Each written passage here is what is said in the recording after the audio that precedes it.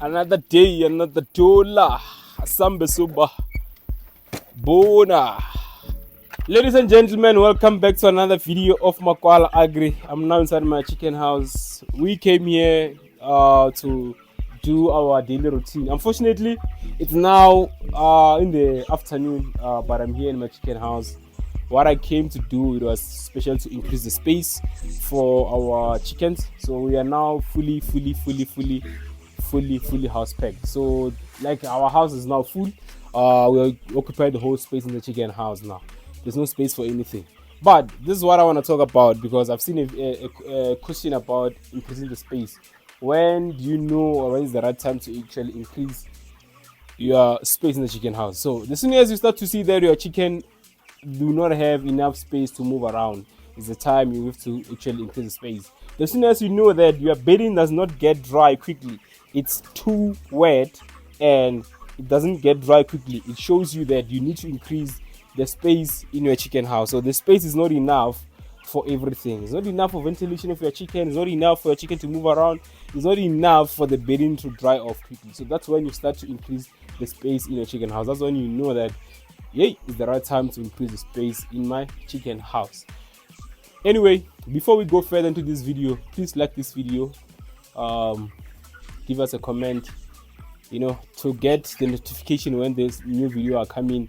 Press that bell notification and put it on. So guys, in these videos I've been sharing on how much money I have been spending in the past few weeks.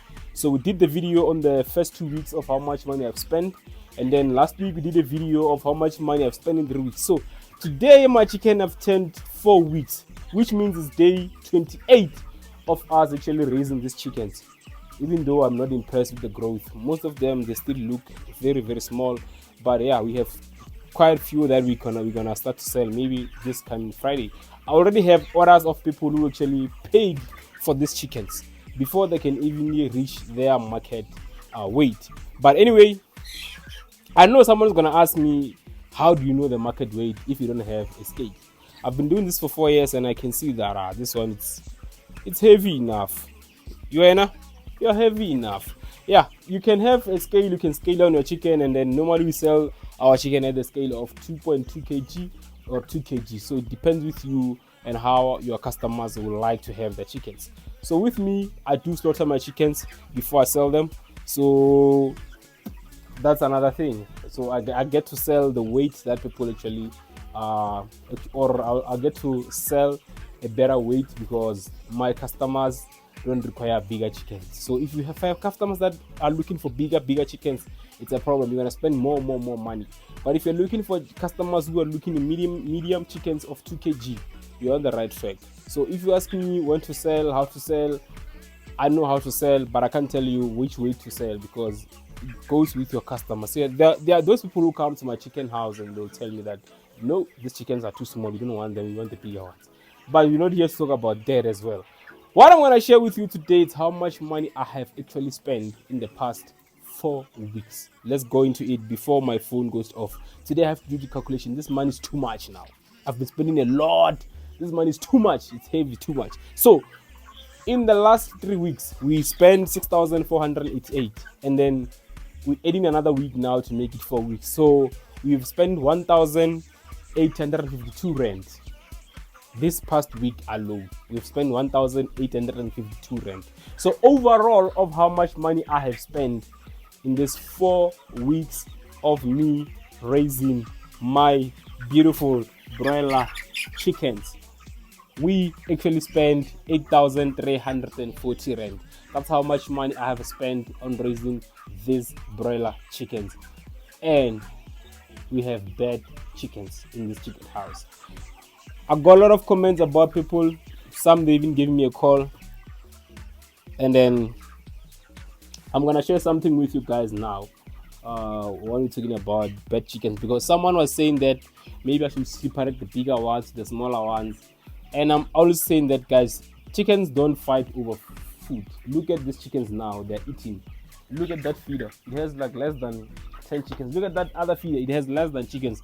Other chickens are just lying around in the chicken house. There's no such thing that they say that you need to separate the bigger ones to the smaller ones because the bigger ones have bigger muscles to push around the small ones when the small ones are trying to eat. There's no such things. Chickens will eat on their own in their own time as long as you always have feed in your chicken house. You don't have to have an issue of you separating chickens, putting the bigger one aside and the smaller one aside. Even if you take the small one, put them aside, they will never catch up to those bigger ones in time. So that method doesn't work. Scrap it out. If problem of most people, you read these things on a book and then you want to apply it in your farm and it doesn't work. Trust me, it doesn't work. I never tried it because every time I read something, I put it in a way on a position where, let's say I have 30,000 chickens in your house, because that those who are doing commercial and they also get chickens like me, sometimes they get chicks that are bad. Imagine you have 30,000 chicks in your chicken house and they're bad. So you have to separate those chickens, put the big one aside and small one aside. How are you gonna do those numbers? So every time I get such a comment, or every time I come across such challenges, I tend not to take them because they don't make sense in a bigger scale. Even if you do it in a small scale, they still won't make sense. If something is bad, it's bad. These things are not bad because of they're not bad because of what I want to say. They're not bad because of feeding. They're bad genetically. So this is what I'm talking about. This is one of the chick that I have in my house. Let me put it close to you. Look how small this is. And if you look at this chick's legs, they are more like white. This tells you that genetically this thing is bad. So I'm gonna grab a bigger chicken that I find in my chicken house and show you what I'm talking about. So the problem of growth, it has nothing to do with you feeding your chicken badly or managing your house badly. It has to do with the genetics of your chickens. So now I'm gonna get you a bigger chicken and show you what I'm talking about. You see, I can't even hold this one with my own hands. I have to hold it with two hands. And look at this chicken's leg, they're yellow. And it shows you that genetically this chicken is good. So when I'm talking about getting bad chicks, I know what I'm talking about. I really know what I'm talking about. Genetically, these chickens are bad. So I'm gonna try and grab the smallest chicken and show you. I've seen it somewhere around here if it haven't shifted. And then you tell me guys that when I'm talking about bad chicks genetically, and you guys wanna come here and tell me that I need to separate them to bigger, smaller. This thing looks like a 2-3 days old chick. Look how small this thing is. And you still wanna tell me about me separating my chickens. These things are genetically bad. There is nothing you can do. All you have to do is to keep feeding these chickens until they grow, until they become bigger one day. But something like this, it's a waste. It will never grow into a position that you want. It will never reach a position where you will have to sell it. It's gonna die young. That's the sad reality about this chick. And even you look at its body shape, unfortunately I cannot show you because you are far and it's over the phone. So there are some shapes that you'll find in a chicken that will tell you that this thing genetically is bad. So I know what I'm doing and know what I'm talking about. So there are a lot of chickens that are genetically are bad in this house, and those are genetically good in this house. So we're gonna scrap that one out where we're talking about separating these chickens and. Another thing is that I got this chick from the supplier that has been supplying me over years. When I started this business, I was buying chicks from them. At some point, I left because of something like this. This year, I tried to give them a chance again, and they screwed me over again. So I'm leaving again. I'm going to another supplier. So yeah, genetically chicks are bad, guys. I have new supplier now actually that I've recently connected with. Unfortunately, when I connected with that supplier, I have already actually booked for this one, so that's why I have them in my house. Probably you wanna ask, but Makwala, you can still know I actually paid these chickens way longer before I reconnected with the supplier that we're gonna be getting chicks from this coming Friday. We're starting another cycle.